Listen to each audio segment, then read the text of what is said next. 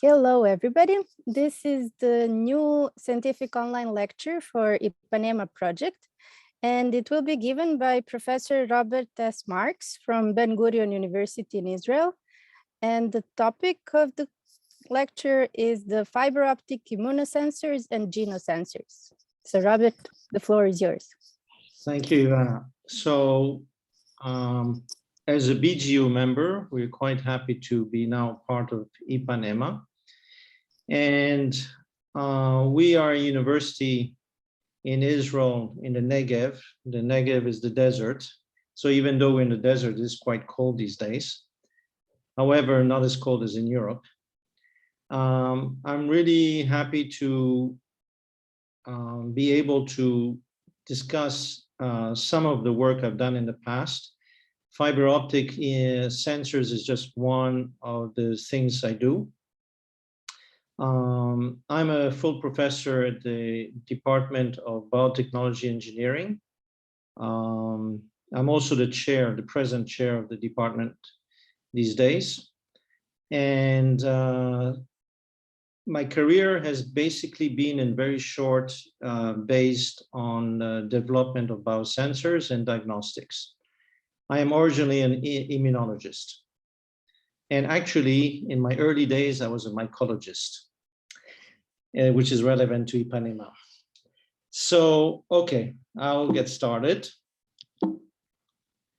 So today's lecture is going to be specifically about one of the things we do in the lab, and that is fiber optics biosensors. Because of the length and amount of material that I have to present on that, we decided to divide it into two separate seminars. So the first one will be based on fluorescence and chemiluminescence, and the second one will be based on bioluminescence. So before I get started on fiber optics, as I gather that most of you have not worked with fiber optics, I will give some few reminders in optical physics. So obviously that when we're working with optical systems, light is the signal that we're measuring. And it turns out that we are, as biosensors, interested mainly in the visible light. Of course, you can develop sensing devices using infrared and some other things, but most of the optical sensors are actually based on visible light. One of the main reasons for that, and that is that the recognition markers that we need in order to recognize the molecular recognition reaction will happen, are made to work in the visible region. So some of the properties of light that are relevant to fiber optics, of course, is the fact that light goes quite rapidly. So we're talking a very instantaneous reading of the reaction. But also what's interesting is that light can be bent. And this is a property we're actually using. It seems like a contradiction in optics because, we know that light can go through glass, but if it does, how can we guide light? And that's the whole property of fiber optics that enables that. Now, there is a specific experiment by John Tyndall where he basically showed that water can actually guide light. Now, I don't really have time to show the movie that normally I would, that's on the right, but basically, as you see from the picture, that if you shine light and later on even laser light, it will actually follow the path of the water bending down. So this is a very important phenomenon based on which fiber optics were later developed. Now, light can also be reflected on a mirror. So you have an incident ray that will be reflected later on, and there are angles, and the law of reflection reflects that. Now, light can also be refracted, which means it can enter a different medium of a different index of refraction and be refracted, and then it can be refracted out. So these are properties that are useful. Now, something that's very important, as you can see in the picture, you can also have combinations of the incident light that's reflected, but also that's refracted. And that depends, of course, on the angle of the light coming in, but also on the various index of refractions involved, here in this case, air and water. So there's a very important law of refraction that you see the formula down there. And this is the basis actually of Snell's law and fiber optics.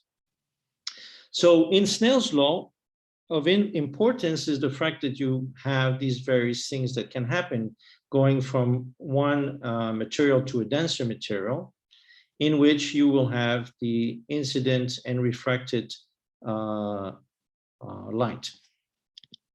So in very short, Snell's law, as you can see from the formula here, puts all this together and basically says that when the index of refraction, when light goes from the index of refraction that is lighter than a heavier index of refraction, then it will enter that preferentially. However, light will prefer at a certain angle not enter that, and we're going to be seeing that. So here we have the phenomenon that now we're using for, based on the optics I just described, for the total internal reflection, the fact that light at a certain angle will be reflected down the path of the core of the fiber optic. The center part is what we call of the core. The cladding has a slightly less index of refraction, which means that it's less dense, and therefore the light will be reflected away from it. So how do we get this total internal reflection? We will have the incident ray that normally could be refracted out of the medium at a certain angle, but there is a certain critical angle where this will no longer happen. Above that angle, you will get what we call total internal reflection. Another way of looking at it, if our eyes are looking at the surface of the glass or prism or whatever it is, we're not going to see anything if the light is reflected back. But if you move the eye, as in the second picture on the right, you can see that then you see the light. So finally, if you take a normal ray at the extreme left, you can see that the light will just go through the fiber, just like it will go through a window or something like that. However, as you increase the angle up to the critical angle, that's at the point at which the light will be not refracted out, but will be reflected in. And this is the basis of our total internal reflection. Now, another concept important and useful in fiber optics is the fact that we have what we call the acceptance cone.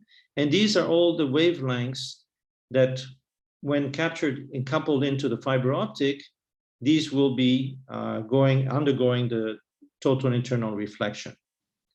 For those angles of light coming in that are coupled into the fiber at different, at larger angles, these will be lost to the system and they will not be totally internally reflected.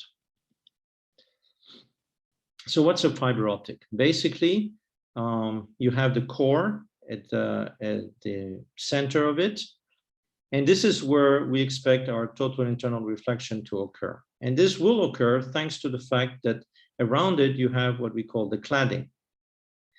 And the existence of cladding is exactly to ensure that we get total internal reflection. And finally, the whole system is protected by some kind of plastic coating. So who does what in a fiber? The core is the place where the light travels, as I mentioned. The clad is the outer material surrounding the core that reflects the light back into the core. And the buffer coating is there to protect against damage and other things. In the case of biosensors, this buffer coating is very important because we want to ensure that we don't get contamination from light from the outside environment. I'm not going to show this movie. I'm just going to summarize it very shortly. In Britain, were the studies that brought the concept of fiber optics. This is one of the key researcher in England that did the work. For a year, because the results, experimental results were so bad, quote unquote, nobody believed this would ever work. But after some very hard work, the basic principle was brought to a key publication. And based on that, of course, that was the pioneering work that brought us communication with fiber optics. So the fiber optics job is to transmit that light, and that goes at quite a high speed of light.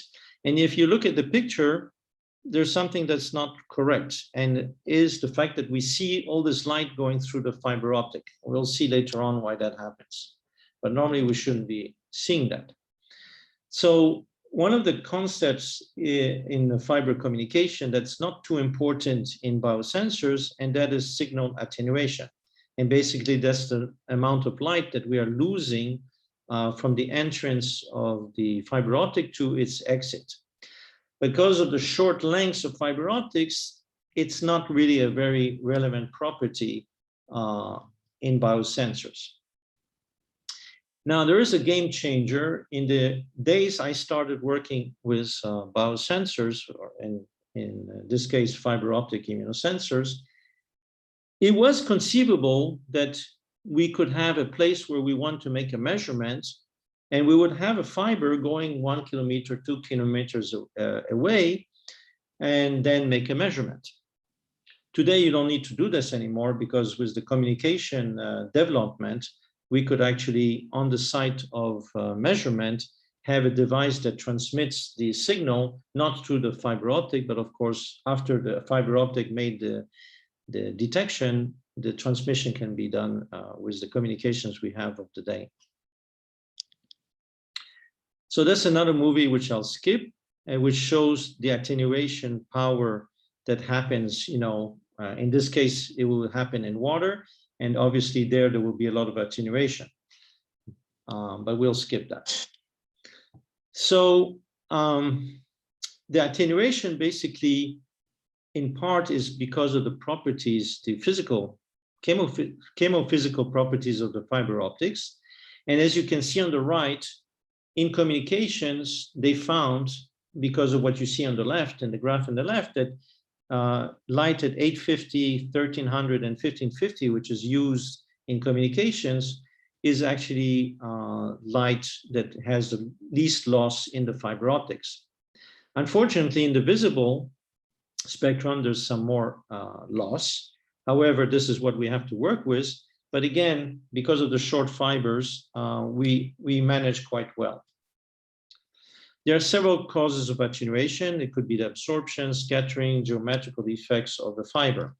One example, if you remember the picture I told you, where you see all the light that's coming out of the fiber, when you're looking at the fiber, even though light is going through it, but we still see it, that means that there's lots of light. But if you remember, it was the fibers were making loops. So this is it. The bending loss is what gives us this loss of light.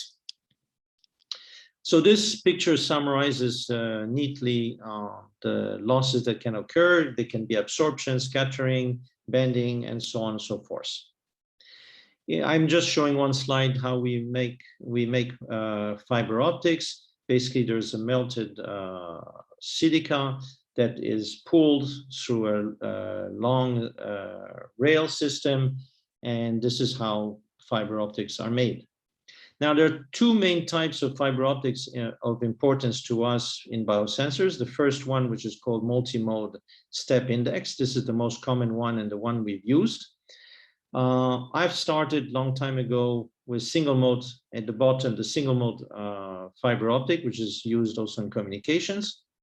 In this case, there's much less power and light that can go through it.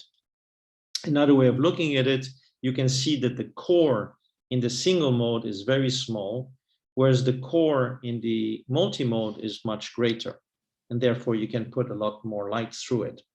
So as this picture on the top shows, you can have more than one propagating mode, and of course you can have many more going through it. Whereas in the bottom, the single mode, you only have one propagating mode. That's where another important concept comes in. That's the numerical aperture, which, without going through all these formulas, which people like Ibrahim like to look at, is the fact that it tells us the amount of power and light, therefore, that a fiber optic can get. So the greater the numerical aperture, the more light can be coupled into the fiber.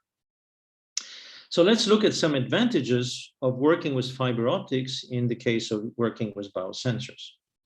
Well, they have a geometric convenience and flexibility. They're quite small. You can hold them with a hand. They're inert and therefore non-hazardous. I mean, it's glass, so it's obviously inert. They're free of electric interference. So unlike electrodes, people working with electrode biosensors, based biosensors, that can have interference from electric current, here we don't have that with glass of fiber optics. We also, thanks to the gain of the outer layer, which is nylon, it's protected against atmospheric disturbances, so the fibers are isolated. They're quite small, which means that the tip of the fiber optic, which we will modify, is much, much, much smaller in surface area than a microtiter plate well. And therefore, we can also save quite a bit of reagents. It's very small, therefore, we can carry easily or integrate the fiber optic into a system.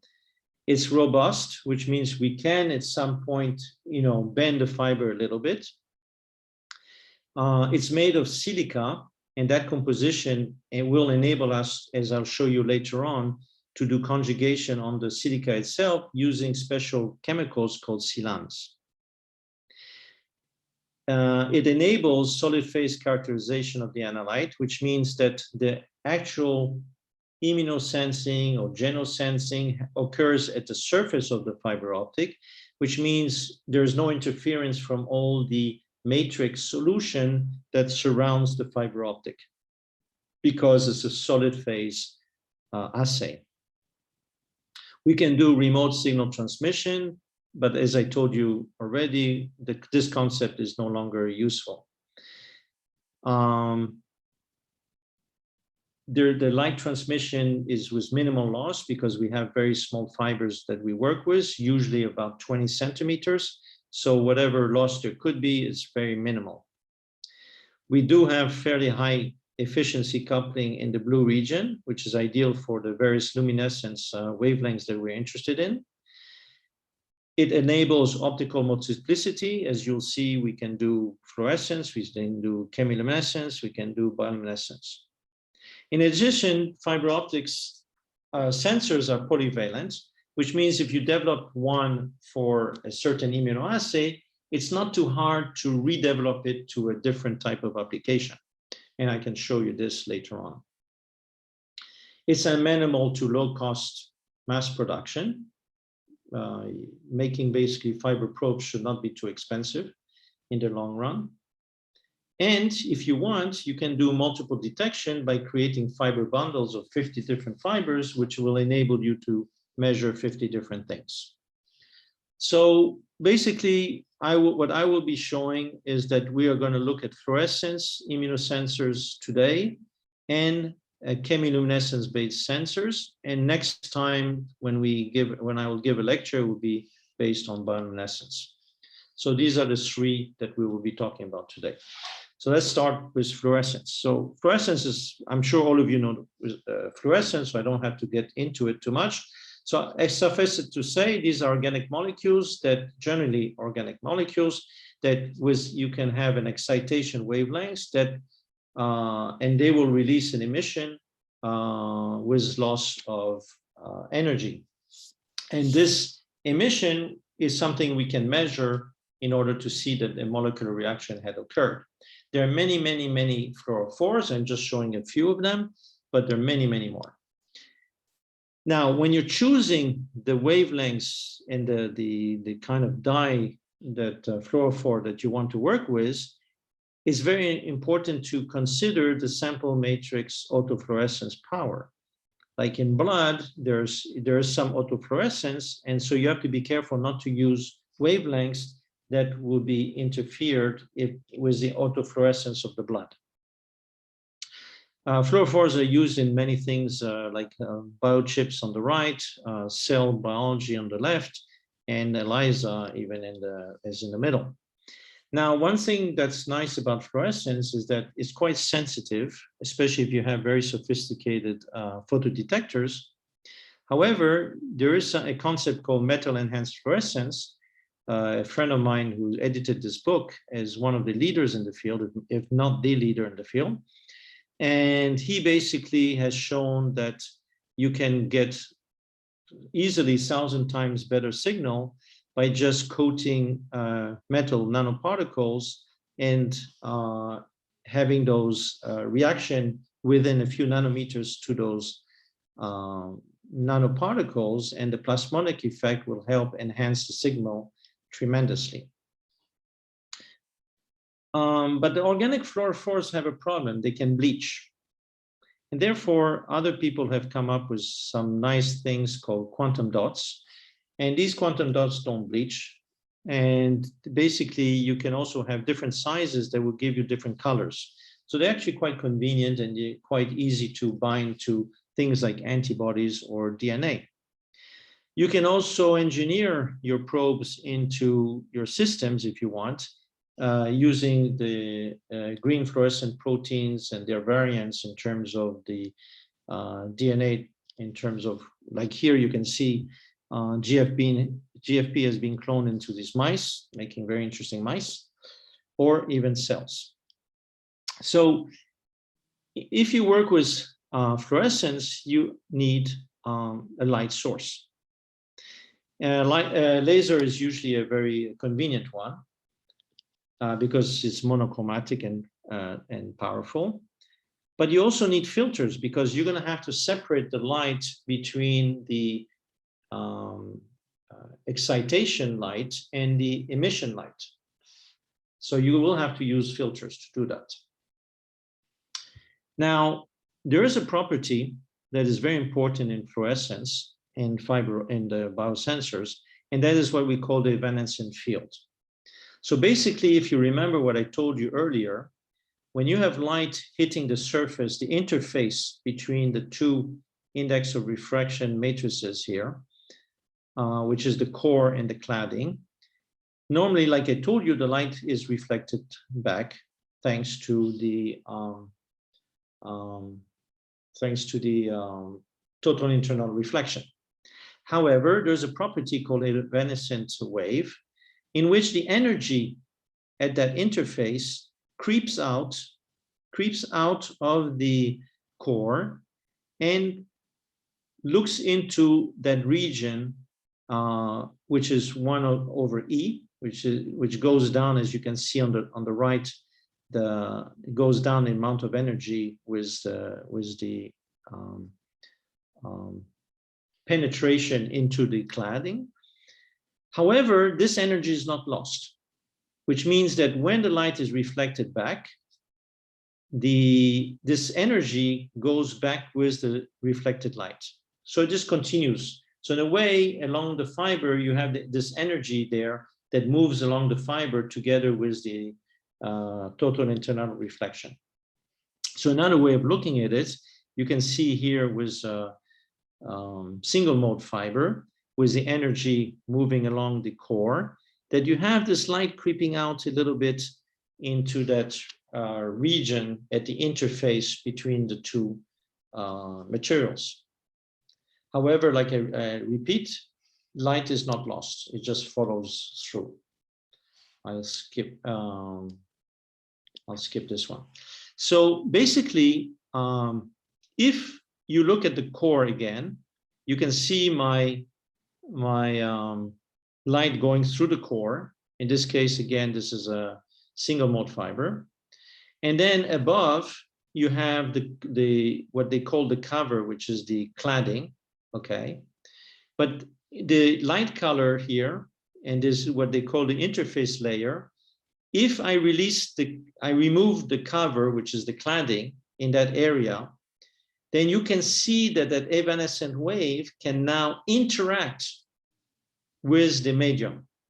So if in my interface layer, for instance, I have DNA hybridization or I have an immunoassay with a fluorophore present there, then my energy in the evanescent tail can then excite the fluorophores in that region, and the emission of that light that will come out, some of it will actually find its way and couple into the fiber core. And this is why we need a filter, because we'll need to separate the fundamental radiation from the excitation with the emission that is produced later on. So here, if you look at a similar picture here, you can see that in the core, that the evanescent field is exciting these layer in which you have an antibody that bound some adsorbed molecules. Now, if these adsorbed molecules are autofluorescent, then you will be able to see the presence of these molecules, because the autofluorescence will emit light, which will be coupled into the core, which we'll measure later on. Here, this is a nice experiment where people decided to, instead of the cladding, they replaced the cladding with a layer that enables the polarization of the molecules, polar molecules, sorry, the non-polar molecules to enter the layer. Now, it turns out that these analytes, again, are autofluorescent, and therefore they will be excited by the presence of the evanescent field from the from the total internal reflection. What I will be showing, and which is much more common among researchers with fiber optic based on fluorescence, and that is that we remove the cladding. You see, here's the cladding, and here we have the core, and you can see here all the cladding for let's say 1 centimeter of the core has been removed, and therefore we expose now the core. Now, if the light with total internal reflection hits that, is going to be lost, okay? However, as it's being lost, it is going to excite those black molecules that will be bound by these semicircles here, these crescents, which could be, let's say, an antibody. And therefore, the fluorescence will occur, and the emission light will go in all directions. Of course, light goes in all directions, but some of it will be coupled back into the core and go towards the fiber optic. And this is what you can measure. Or you can measure the fluorescence directly on the surface of the core if you want to. So here I'm going to give you an example of a single mode tapered optical fiber loop that I did many, many years ago. And here you can see we took a single mode optical fiber, we made a loop out of it. And the reason we made a loop out of it is because we wanted to dip the fiber into various solutions. That was the idea. But in order to make a loop out of a glass fiber, you have to taper it, you have to melt it. So what we did was, using very intense heat, we heat tapered the fiber optic. So you can see this in the picture. And because we did the pooling very, very, very, very slowly, we have something that we call adiabatic. We have this adiabatic taper transition that occurred in so doing. Now, while it's hot, we then made the loop. We bent it to the loop. You can imagine, because we're using single mode fiber, which is very small, in those days it was a 5 micron core, that when we heated it, the core and the cladding fused together, melted together. Okay, and it will be relevant later on, the reason I said that. So then once you make this, what we call the transducer, the fiber optic transducer to the shape we are interested in, we need to functionalize it so that it becomes a sensor. So we use biological molecules for that. You can use an antibody, you can use a DNA, you can even use a microorganism, whatever you want. So how do we functionalize a glass fiber? By taking a bioorganic molecules and bind it to an inorganic material, the transducer, which is a fiber optic, which is glass.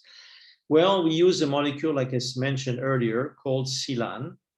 And here's an example of one such Sealant molecule, in which you have a functional part and the part next to the silicon, which makes this molecule a hybrid molecule, having both organic and inorganic entities. And the idea, as you see in the bottom, that you will get a covalent binding of the Sealant molecules to the inorganic surface. So what's a Sealant molecule? You have the functional entity, which can be, like in the right, an epoxy, or it can be an amino group. And then you have the organic hydrolyzable groups, which are the ones that will actually bind to the hydroxyls that are released in the silica. So here's an example of something we developed, and that is, you have on the left the fiber optic. You can see we used epoxy Sealant, which bound to the fiber optic surface. Using acid, you can see the temperature. I was in England when I did this. Using the temperature, using acid, we were able to break down the epoxy ring into vicinal diols. Then using a Malabradian oxidation, I say Malabradian because it was developed by Malabrad in France, something like around 1936, you get these vicinal diols that if you add sodium metaperiodate, then you get an aldehyde. And you know that if we have an aldehyde, then we can easily bind whichever protein we want to it. So then we get a shift base, and then you have your protein attached to that, that is basically covalently bound to the fiber surface. However, shift base is not that stable, and therefore we use sodium cyanoborohydride in order to get a single bond. In this specific case, we were working with to detect the presence of cholera antibodies in a person. So we needed an analyte in order to detect those antibodies. So obviously we could use cholera toxin, which you can see is made of the A subunit and B subunit. But I think you know that cholera toxin is very toxic, and therefore using this in an immunoassay is not a very good idea. You can use the B subunit, which is the part that is used for the toxin to bind to cells, and is very immunogenic, especially because this is a super antigen, and therefore you can use that, no problem. The only problem is that in nature, there are different bacteria producing toxins, and somehow they diverged, and therefore they share common epitopes. So the cholera toxin B subunit here shares epitopes with other types of toxins from other bacteria. And therefore, we used a peptide that was developed in the place where I did my PhD at the Weizmann Institute. It's called CTP3. And it's a 15 amino acid sequence. And this is very specific to cholera toxin. This is the instrument setup. You had the argon ion laser. You needed a lens, a chopper. You had the fiber sensor tapered loop that we used. We're missing in this picture, somehow we forgot to put the filter. But anyways, a little bit complicated. So basically what we did is an ELISA on a fiber optic. And the analyte, as I told you, we obtained this from volunteer patients in a vaccine trial in the US. These were students who volunteered to get cholera. And these are the blood samples and jejunal fluids from the intestine that we used in the study. We got a very sensitive detection because we actually could make a measurement and detect at a dilution of 1 to 52 million. This is unheard of in ELISA. So what I'm telling you is that fiber optics are quite sensitive. For the pleasure of the physicists, we made measurements using milligrams. This is something an immunologist would never do. But anyways, we did it just for that. So we try to understand why we had such high sensitivity. Obviously, we're doing the solid phase testing, which is sensitive, but again, we weren't really sure why we get such great sensitivity. So remember what I told you, when we melt the fiber optic, we're fusing the core with the cladding, and therefore there's room that fused core cladding becomes the new core. So we don't have a real cladding, okay? And if we look at these numbers of the refractive index, we can see that the organic layer is quite, it's a layer that may find a role in it. So I'm going to skip this complicated physics here, but we actually did a modeling here to see where the energy was going in the tapered fiber. And this is basically showing us that at a certain thickness of the organic layer, that there would be an optimal coupling of the light produced in the organic layer to the fiber core. So what I'm saying in short, that we maybe created an organic waveguide using the functionalized material. Now, the American Army, the Navy, actually built the Raptor, and they're using this kind of concept of fiber optic, fluorescence-based fiber optics. They mainly use it in the Army. A few of these instruments have been sold to some professors in academia. It's quite expensive, and therefore it never found its way out of the American Army. Endotect is a company I visited in Michigan. They got a lot of money to build prototypes, but they never made a product out of it. The BioPen I'm showing you is just a vision, a dream of mine, to basically use these fibers I'm telling you about and to use it as a BioPen. I'll say a few words later on. So this Raptor, in just 2 words, is you can see on the left, they're using these tapered fiber, these fiber optic cores that they remove the cladding from it, and they're using fluorescence to detect the presence of, in their case, they're not looking for antibodies, they're looking for pathogens, because the American Army was obviously interested in taking pathogens. When I talked to them, they basically told me that even though it's a heavy instrument, they envisioned putting it on a Jeep, so it didn't really matter. So fluorescence immunosensors exhibit some issues. Like I mentioned, it requires complicated optics, like excitation light source, could be a laser, filters, lenses, photodetectors, and also the fiber optics, we needed to modify them to expose the core. Plus, it uses fluorescent markers, which are organic molecules that bleach. So I proposed something new, which was to use chemiluminescence instead. And a lot of my colleagues told me I would never get the sensitivity I need, but I proved them wrong anyways. So, and the idea, of course, by going chemiluminescence, I eliminate most of the optics that we're discussing.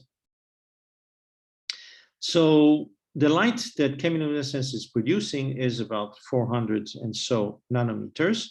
And it's a chemical reaction, which means I don't need a light source. All I need is to have a light reaction.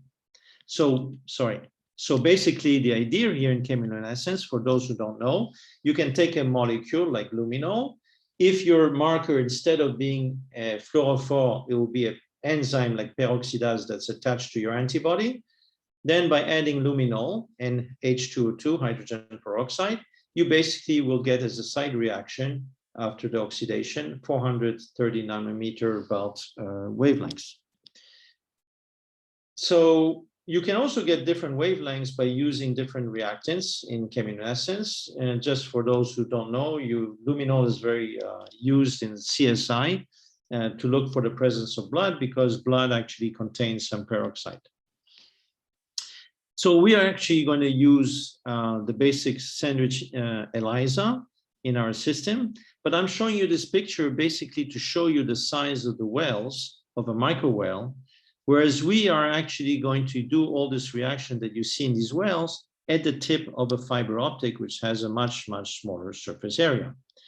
So we use, in order to read the chemiluminescence, when we validate using microtidal plates in ELISA, which to compare to fiber optics, you need to use these white microplates. So what do? So we have our fiber optic. We remove the cladding at the tip of the fiber optic, something like a centimeter, and we expose the optical fiber core. Then we modified that core with Sealant chemistry, what we call here the attachment layer. And that will enable to attach, in this case, the antigen that we're interested in. The picture doesn't show it, but of course we have antigen around the surface of the core. Then we can use the fiber probe to look for an analyte. In this case is our target antibody. But the fiber optic cannot see that. So we are obliged to bring another antibody in this direct immunoassay. And this antibody has an HRP attached to it. This is what we call in ELISA the secondary antibody.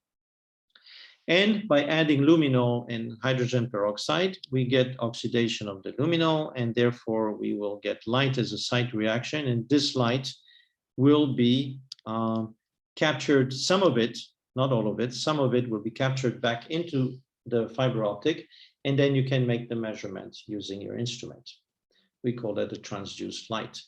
So here's an example.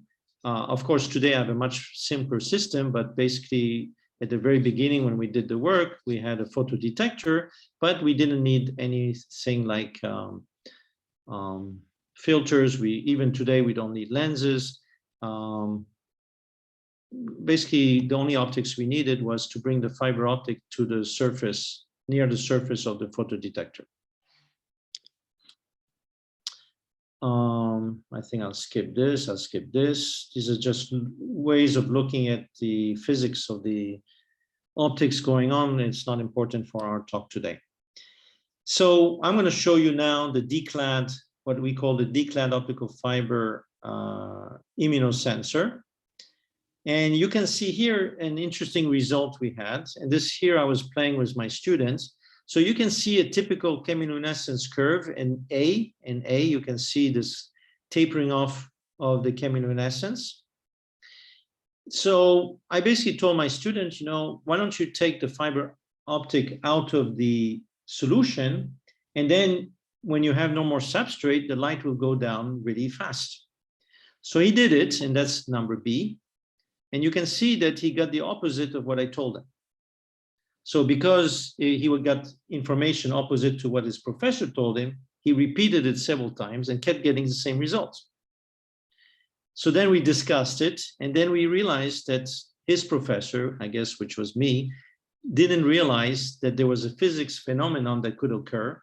And what happened that even though he had no more substrate, at the very beginning, because he went from the index of refraction of water to air, that suddenly the light would not want to go into the air, as we showed before, and therefore he would be capturing much more light in that sense. And of course, there was no more substrate, so then he would lose that thing. So what was the immediate result of this phenomenon that we found out by mistake? That if you do your immunoassay in air, you can increase the sensitivity. And here we show in this graph that we could actually go down one more dilution thanks to the fact that we were using the air property. But of course, it's not very practical to work with air in immunoassays in a hospital, so it's not something I would recommend. So as we know, mosquitoes bring a lot of diseases, they bring dengue, they bring West Nile virus, Japanese encephalitis, and whatnot. So one such virus came from Africa to Israel called West Nile virus. And it was a bit of a problem. But what's interesting about that disease is that when we get the viremia, the person is basically not sick. And only when the symptoms of the person starts popping up does most of the viruses disappear. And that's more or less the time when our IgM antibodies appear, to fight the virus. Later on, of course, is the IgG. So if you were trying to make a test to West Nile virus, the virus, there is no real point because you will not know when you need to test a human because he's not sick. So therefore, it makes sense to make a test to the antibodies. Now, because the virus ended up in the US, then it became a very important virus. Before that, it was not important. But when it reached the shores of the United States of America, and it took over from New York to Los Angeles, I understand, in 4 years, in just 4 years, that many companies in America started making tests, and also in Europe, because there was the American market to conquer. They did both serological tests and virological tests. But if you see, I don't have time to go through the table, but it's enough for me to tell you that none of these tests were good enough. So we tried to make the tests ourselves using our fiber optic system. And you can see that we have a different type of sealanization that we used here, but it's not really important. It's based on thiol, but you can use other kinds. But what's important here is that we used the virus. We used the actual West Nile virus that was chemically neutralized. And we built our immunoassay based on that, just like I described before. And you can see here in this picture, if you look at the red here, that ELISA gave us, we were able to get an ELISA at 1 to 10,000 dilution. That's using chemiluminescence, not colorimetry. And then if you look at our optical fiber, we got something like around 1 to 1 million dilution. So we had a much more sensitive system. However, even though we worked with chemically neutralized viruses, you can't really use them in a commercial kit. So West Nile virus has, as you can see in E here, a protein E protein that is actually a very immunogenic protein. And therefore, the idea was to use the E protein. But like I told you with cholera toxin, different viruses will share the E protein epitopes, okay? So therefore, we used a 15 amino acid peptide from the West Nile virus that we engineered into a T7 phage. And now we have a phage that displays about 415 copies of our peptide. So actually, we're concentrating in a small surface a lot of peptides. And after, of course, showing that we can make the immunoassay, we found out two interesting pieces of information. One, because we're using the peptide and we're very specific, that unlike the FDA-approved American kit focused diagnostics, we were not cross-reacting to dengue. So the American kit cannot differentiate between West Nile virus and dengue. But in those days, I guess there was not much dengue, so it was not a very big problem for the company. But because we used the peptide, we didn't have this problem. We were very specific to West Nile virus. But because we're very specific, which means we're only looking for antibodies to this peptide, not to the E protein, not to the virus, therefore, we had lower sensitivity than we would otherwise get. And that is because we're looking for very specific antibodies, but very specific, and therefore we are less sensitive. Now, one of the things that bothered me, I did not invent phage display, other people did that. And the problem I saw with phage display is that you can only display one type of epitope. And I wanted to find ways to have more than one epitope because that could increase my sensitivity too. And so during my stay in Finland, I went there for 4 months. We tried this experiment in which we cloned into an E. coli a vector that had the phage coat proteins of the virus, in which we added different peptides. So therefore, the bacteria was constitutively producing all the time proteins, coat proteins with the peptide, with 5 different types of peptides. So after we infected the bacteria with the wild type phage, then when the phage made baby phages, it when it reassembled, you can see that it reassembled with different epitopes, different peptides. So it was quite nice thing to do. We showed the principle that you can do that. The only problem was that it's not genetic, meaning that you always need the intermediate of the bacteria in order to produce that. Anyway, so we use the same chemistry as I told you before, and that's how we made that thing. But because that chemistry is fairly complicated, you can see the 5 steps here.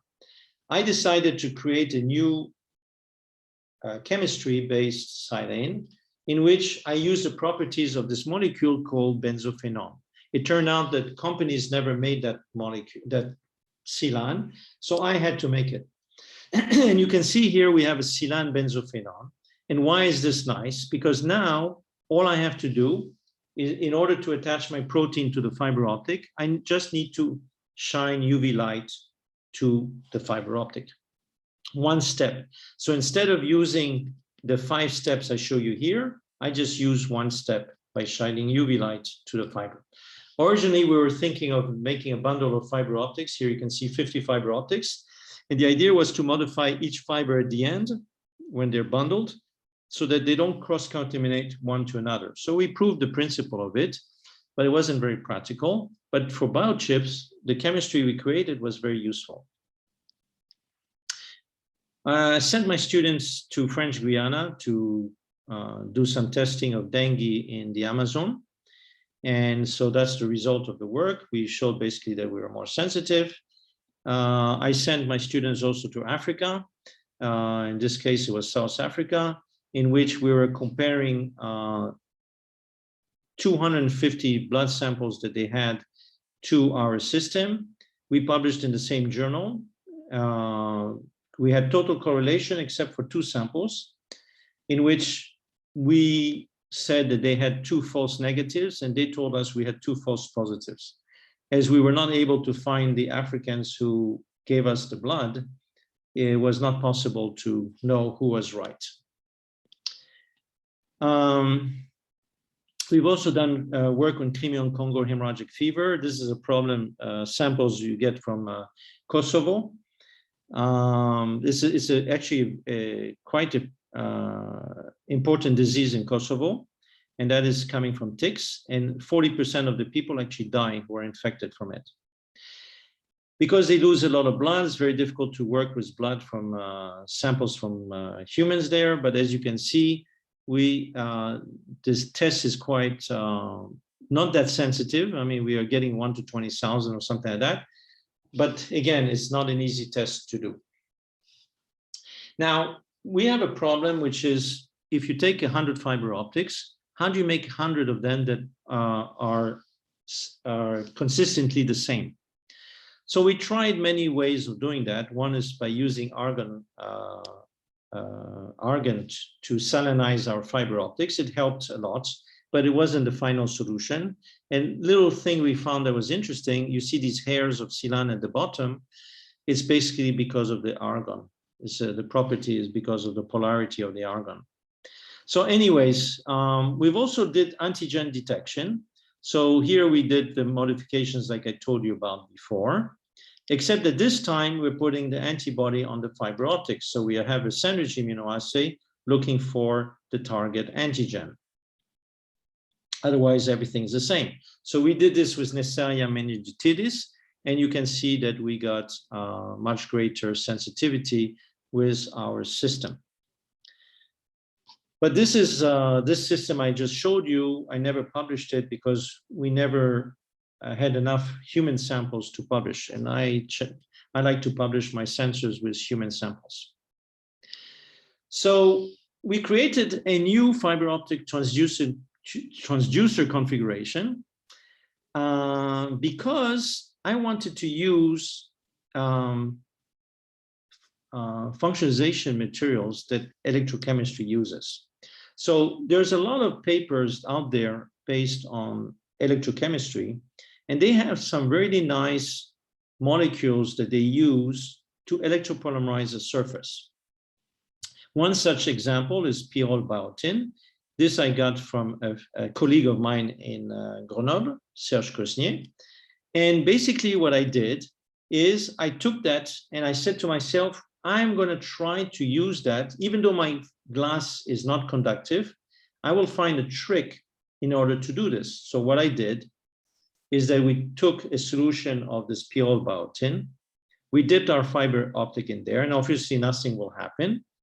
But the moment we added a catalyst, which was iron, it catalyzed the polymerization of the polypyrrole. And here you can see the tip of the fiber optic, where we have the fluorescence of our reaction, where we can show that we actually got, for the first time, using polymerizable material, that we can modify the tip of a glass fiber optic. So basically we built, of course, an immunoassay based on that, and of course it worked. But I ask a question, can I electropolymerize using a voltage, not iron, to modify a non-conductive surface, which is my fiber optic glass? Now, you could ask a very simple question, is why bother? Why electropolymerize? Well, what's nice about it, you can precisely electrogenerate a polymer coating over a conductive microsurface of complex geometries. You don't need a flat surface. It doesn't really care if your surface is flat or not. So that's pretty cool. Plus, these materials are quite work well in both aqueous and organic media. So that's a nice property to have. And another thing is, if you use a voltage, basically you don't have anything else to do but just to wait for the polymerization to occur. And the longer you wait, the thicker your coating. Pretty nice. And there's a lot of different electropolymerizable monomers that I can actually use. So all this is nice. So this is where I had the idea. I looked in the literature, it was never done before. And that is to modify the surface of my fiber optic with indium tin oxide. It turns out that indium tin oxide is transparent, fairly transparent, and is conductive. And you can see that a number of people have used this property for these devices I'm listing here. So you can see the result. We coated fiber optic with indium tin oxide. It's about 200 nanometers thick. We showed that we had indium tin oxide using X-ray microanalysis. And we showed that we had an optical transmittance, not perfect, but about 85%. The issues is the thicker my coating of indium tin oxide, the less transparent it is. On the other hand, the thicker the coating, the more conductive it is. So we had to play between the two properties in order to find a perfect coating.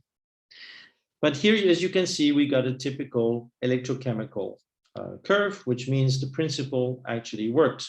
So you can see from this picture, we have the fiber optic, and then we had the gray area here, which is our indium tin oxide, and then we could electropolymerize, which is our black line here, simplified. And we showed that we can make an immunosensor based on colloidal toxin again.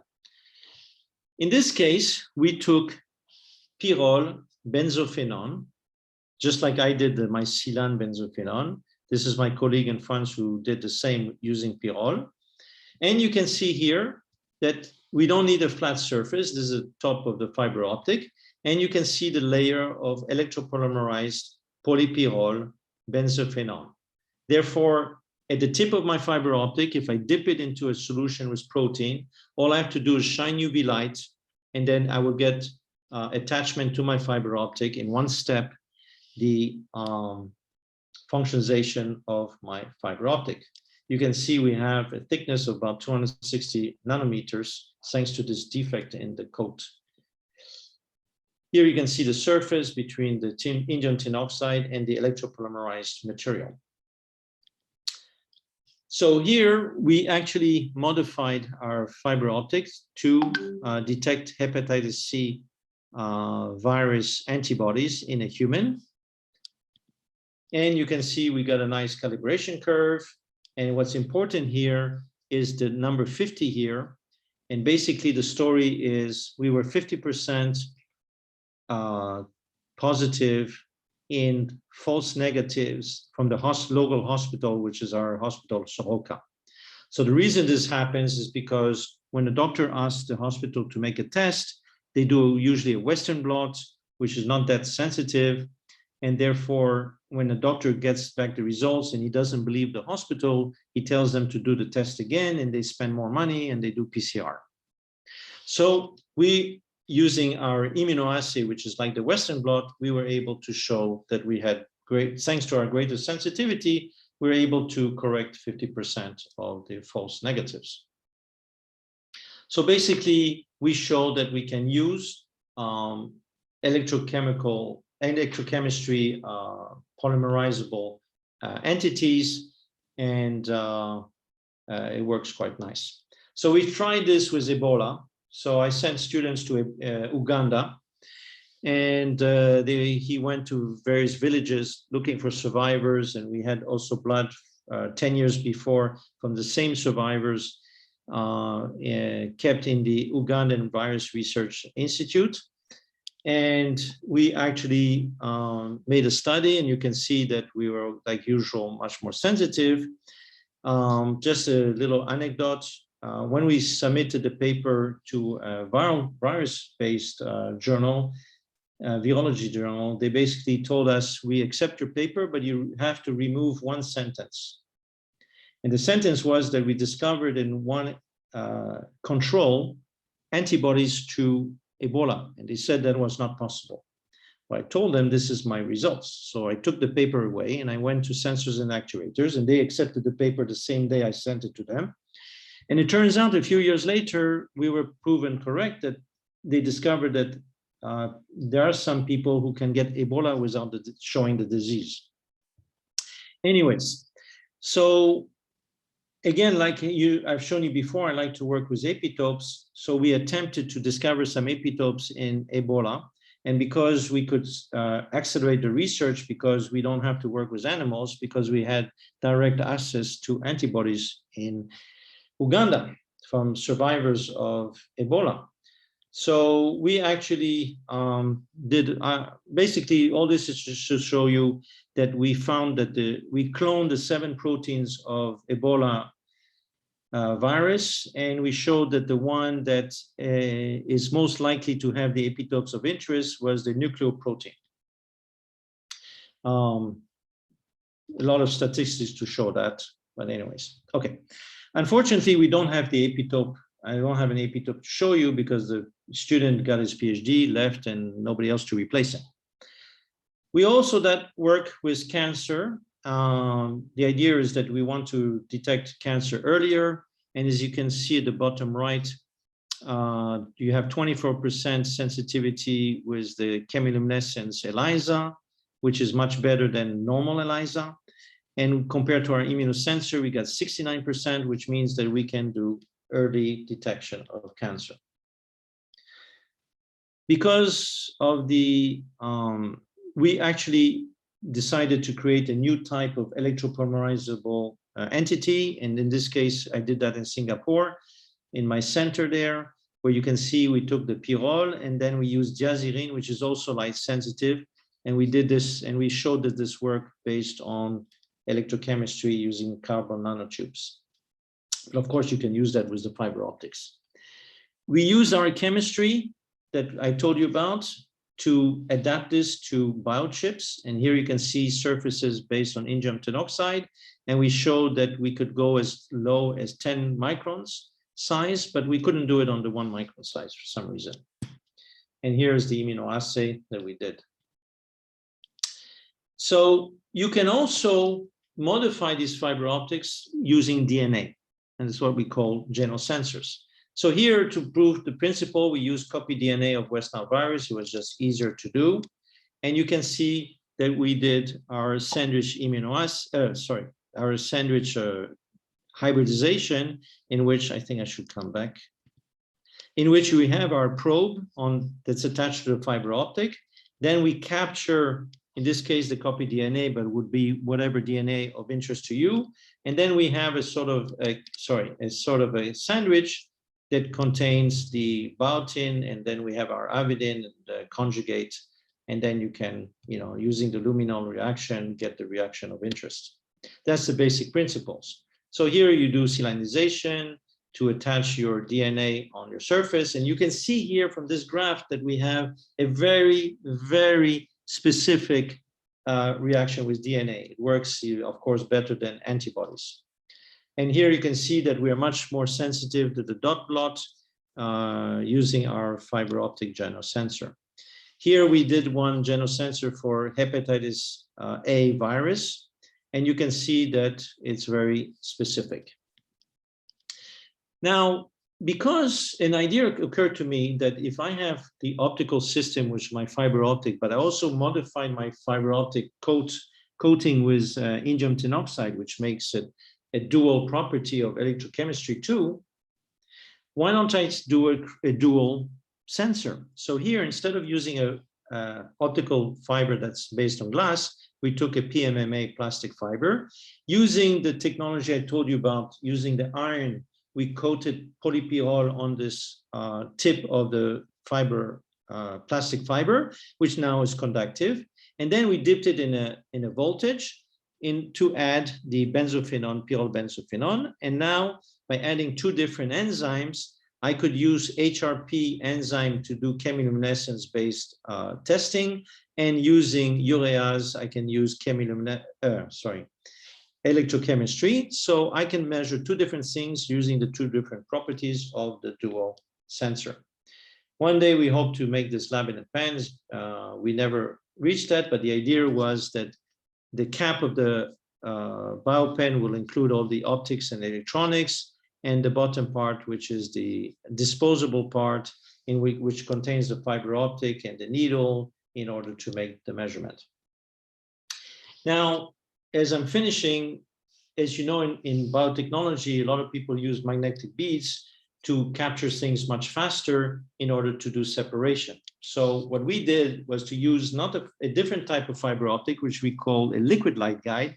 You can see the picture here. And the idea is that inside you have a liquid. And basically, it has the same principle of total internal reflection. What we liked about this is that the surface is much bigger, it's about 3 millimeters, half a centimeter. So what we did is that we used magnetic particles to capture a rare analyte in blood. In this case, we use a cancer GIPS1 auto antibody. And the idea was to capture that in the blood. And then we bring it to the surface of the liquid light guide, which we modified. You can see the tip of it with a magnet. That's the gray area here. And the magnet brings down the particles. We wash things off, and then we add luminol, and then we can make a measurement. And you can see here that compared to ELISA, we're much, much more sensitive in our system. Then I asked a simple question: can I miniaturize my magnetic immunoassay? So here you can see I had colleagues that could print these what they call nanotraps in Nancy in France, and they provided these with me. And basically, we needed to show the principle: if we have these very small magnetic particles, can we detect this on a very small strip of less than a micron? So using some work in collaboration we had with HIV Fusion, the only thing important here is that we are looking at antibodies that will recognize special peptides of HIV.